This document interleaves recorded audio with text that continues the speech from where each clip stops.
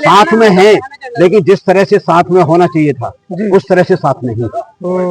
जिस तरह से साथ होना चाहिए था, कहना एक अलग बात है, लेकिन साथ कदम से कदम मिलाकर के साथ चलना, रणनीति बनाना और उसमें अपनी पूर्ण सहभागिता निभाना अच्छी बात होगी। 134 साल से आप लोग विफल हो रहे हैं जी। पुणे 170 दिन से बैठे हैं, फिर भी विफल है। कहाँ निचोड़ निकल रहा है? निचोड़ ये हो रहा है कि कहीं न कहीं आंदोलन में कमी हो रही है।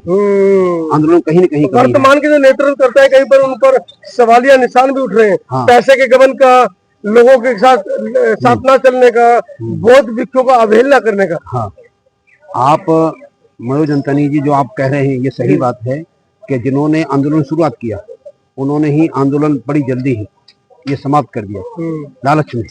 और उन्होंने ये बात रखी गई, जब केंद्र सरकार से कोई उनके पास चिट्ठी नहीं आ रही, कोई सूचना नहीं आ रही, वो बार बार क्यों केंद्र सरकार की तरफ जा रही थी?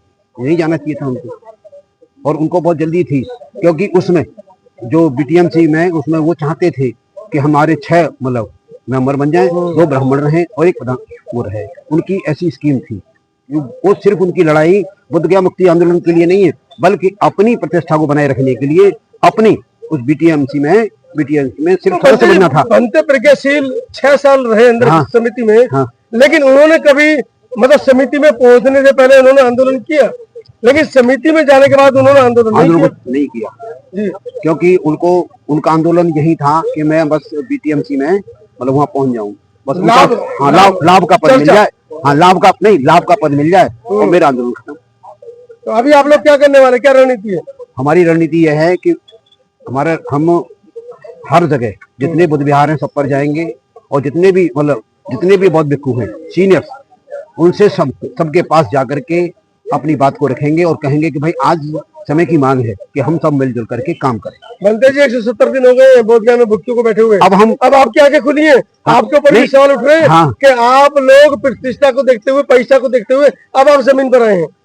नहीं, ऐसा नहीं है, ये कहना गलत है। नहीं, सवाल जो हवा में उड़ा रहे हैं तो क्या है कि ये समाज में इस तरह की बातें आती है जाती रहती है, इनसे कोई फर्क नहीं पड़ता, और इन चीजों को हम सहन करने की क्षमता नहीं है, इसका मतलब हम भिक्षु नहीं है। बोधगया मुक्ति आंदोलन के अलावा कोई दूसरा उद्देश्य है? नहीं, इस समय हमारा बोधगया बीटीएमसी में जाना है? नहीं, बीटीएमसी में नहीं जाना, नहीं, हमें नहीं जाना। कभी राजनीति करनी है? नहीं, राजनीति नहीं कभी करनी। बिहार में चुनाव है, बिल्कुल नहीं करेंगे। विधायक नहीं, पद मांगेंगे। विधायक बनना आपको? नहीं, कुछ नहीं बनना जी।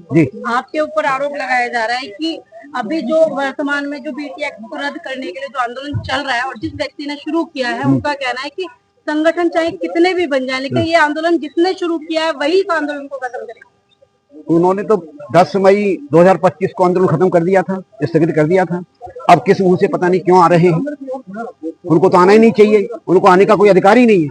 जब उन्होंने वहां मंच पर 10 मई को ये कह दिया आंदोलन स्थगित किया जाता है, डर से डर गए, वो सरकार से डर गए, और जो डर गया वो कभी आंदोलन कर नहीं सकता। आंदोलन के तहत जो कार्यक्रम किया गया, आज आपको सबको मालूम होगा, आज ये 27 जुलाई को क्यों रखा गया। इसके पीछे कारण क्या है? जैसा कि आप सबको मालूम है, 13 मई को इस देश के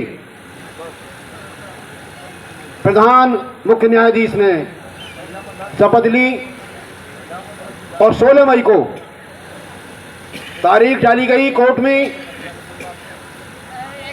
और कोर्ट में बेंच के सामने ये बात रखी गई कि बुद्ध गया, केंद्र सरकार कहती है कि बुद्ध की ज्ञान स्थली नहीं है, उधर नीतीश की सरकार कहती है कि बुद्ध गया बुद्ध की ज्ञान स्थली नहीं है, और जो पंडित पुजारी बैठे हैं वो कहते हैं उनका हमारा एकाधिकार है। आखिर ये पटिशन 2012 में ये डाला गया, और उसके बाद ये तारीख पर तारीख चलती रही, तो 12 साल के बाद समय आया और समय के साथ 16 तारीख को सुनवाई हुई और उस समय केंद्र सरकार के महाधिवक्ता और नीतीश सरकार के महाधिवक्ता कोर्ट में पेश हुए।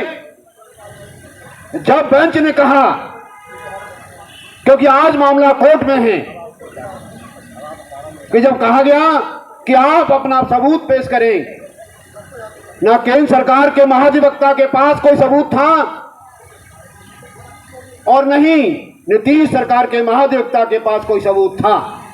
सबूत था जो भंते सुरेश ससाई जी ने जो रिट फाइल किया था 2012 में, उनके पास सबूत था और उन्होंने सबूत 15 किलो वेट का प्रियदर्शी अशोक के समय से जो बनाया गया बुद्ध गया, जो उसने स्तूप बनाया, 84,000 स्तूप बनाए और उसमें से प्रमुख एक यह बुद्ध गया का महाविहार है, उसको लेकर के सबूत पेश किया गया और इनको 22 जुलाई तक ये समय दे दिया गया कि आपको अपने सबूत कोर्ट में पेश करने होंगे। ये तो जब ही पता चलेगा। अब 29 जुलाई है सुनवाई की, 29 जुलाई की सुनवाई है और उस समय क्या होगा ये कोर्ट जानता है। लेकिन जैसा कि आपको मालूम है, आज कोर्ट फैसला करेगा। इससे पहले 2018 में 20 मार्च को SC/ST एक्ट को प्रभावित किया गया सुप्रीम कोर्ट के माध्यम से और 2 अप्रैल को 2018 में पूरा देश जाम हुआ और पार्लियामेंट का जॉइंट सेशन बुला करके सरकार ने माफी मांगी और SC/ST एक्ट को पुनः पूर्व स्थिति में लाके खड़ा किया। तो इसीलिए श्रद्धावान उपासकों, या तो 29 मई को कोर्ट सही तरीके से सबूतों के आधार पर सही निर्णय करे, नहीं तो उसके बाद भिक्षु संघ, पूरे देश का भिक्षु संघ मिलकर के एक आंदोलन देश के स्तर पर किया जाएगा और देश की राजधानी में ही किया जाएगा। क्यों कि देश की राजधानी नई दिल्ली है और नई दिल्ली में मेन स्ट्रीम मीडिया है, इंटरनेशनल मीडिया है, वो लोग भी हैं। लेकिन प्रदेश सरकार की राजधानी जैसे गया में, पटना में करने का कोई मतलब नहीं, क्योंकि पटना का जो मालिक है वो ऐसा है, वो ऐसी कठपुतली है। वो 15 साल से लोगों को बेवकूफ बना रहा है, और ढोंग करता है, फालतू का ढोंग करेगा, लेकिन करेगा कुछ नहीं। और जो होना है केंद्र सरकार के इशारे पर या सुप्रीम कोर्ट के इशारे पर ही होगा। स्टेट गवर्नमेंट कोई भी इसमें निर्णय नहीं ले सकती। इसीलिए सदाबान उपासकों, हम सब लोगों ने ये बात को ध्यान में रख करके 27 जुलाई का एक कार्यक्रम रखा गया। इसीलिए इस देश की गौरवशाली बौद्ध विरासत को आपको बचाना है, तो सबकी जिम्मेदारी है, सब मिल करके कदम से कदम मिला करके आने वाले वक्त में जो भिक्षु संघ का, क्योंकि भिक्षु संघ और उपासक मिलकर के काम करेंगे और अपनी जिम्मेदारी को समझेंगे कि ये बुद्ध गया बुद्धिस्टों को सौंपना है। क्यों कि बाबा साहब ने कहा कि जब सरकार न माने तो जन आंदोलन बहुत आवश्यक है।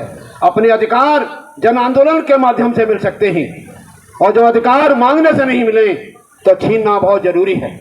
छीनने के लिए हमको जन आंदोलन करना ही होगा, क्योंकि इस देश में जो लोग सरकार में बैठे लोग हैं वो ऐसे लोग हैं दूषित मानसिकता के लोग, और वो संविधान विरोधी हैं।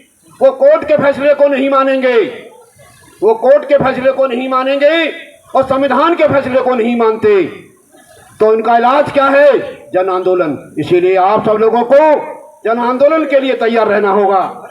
इसीलिए सबकी जिम्मेदारी है, इस आंदोलन के लिए हम सबको अपने गौरवशाली इतिहास के पन्नों पर जाना होगा, क्योंकि आपको सबको मालूम है ये देश रहने लायक बनाया है तो हमारे पुरखों ने बनाया है, नहीं तो इस देश को बूचड़ खाना बना दिया था, बूचड़ खाना बना दिया था। और आज भी वो लोग इस देश को बूचड़ खाना बनाना चाहते हैं। इस देश को आप चाहते हैं ये बुद्ध का देश बने, बाबा साहब के संकल्प का बुद्ध में भारत बने, तो सब लोग अपनी जिम्मेदारी को समझें, जिम्मेदारी को समझें, अपने कर्तव्य को समझें, जब ही कुछ संभव है।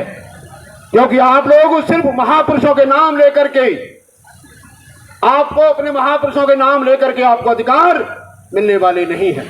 नहीं तो ये लोग जो आज जो संविधान है भारत का समाप्ति के कगार पर है, और आप ये इंतजार करें कि जब देश में ये घोषणा होगी कि देश का संविधान खत्म हो गया है, अब चलो मैदान में। ये संभव नहीं है, ये संभव है ही नहीं। उन लोगों ने धीरे धीरे करके संविधान को इतना खोखला कर दिया है, और आने वाले समय में इतना खोखला कर देंगे कि आपको कहने के लिए, अपने अधिकारों को मांगने के लिए सड़कों पर भी नहीं आने दिया जाएगा, सड़कों पर भी आपको आंदोलन करने का अधिकार नहीं होगा। इसीलिए आप समय की नजाकत को समझें, समय की नजाकत को समझें और अपने कामों को करें। अपनी पारिवारिक जिम्मेदारी को निभाते हुए इस आंदोलन को गति देने का काम करेंगे। जब भी सिर्फ अकेले भिक्खु नहीं, उपासक लोग और उपासिकाएं भी हमारे सब मिलकर के काम करें, जब भी इस आंदोलन को हम अंजाम तक पहुंचाएंगे। अब मैं कार्यक्रम को अंतिम विराम की तरफ ले जाते हुए जो शील प्रभाकर जी हैं हमारे, जिन्होंने वंदना कराई थी, उनसे मैं निवेदन करूंगा कि वो आए अपनी बात रखें।